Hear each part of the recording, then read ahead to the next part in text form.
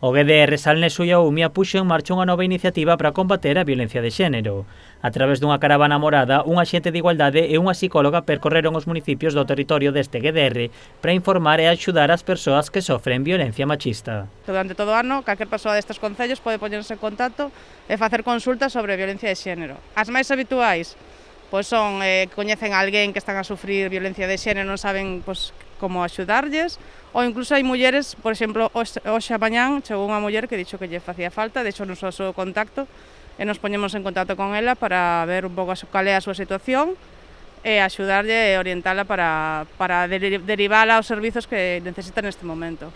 A caravana morada serve como punto de apoio aos centros de información á muller dos diferentes concellos. O maior problema é que a maioría das mulleres non sabían moi ben os recursos que teñen no seu propio concello, ou se é un concello pequeno, a onde se teñen que dirixir para ter servizos de asesoramento xurídico gratuito, asesoramento psicolóxico, que están nos centros de información ás mulleres máis cercanos.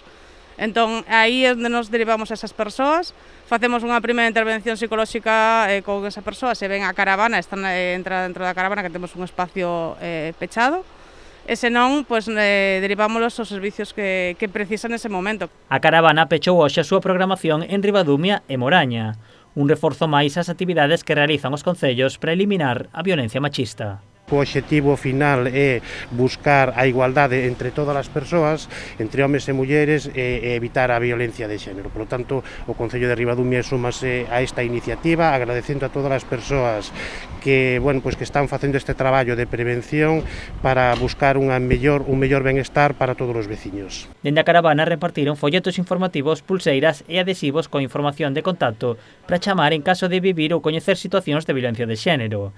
Dende a caravana indican que en cada vila recibiron a visita de máis de 1000 persoas.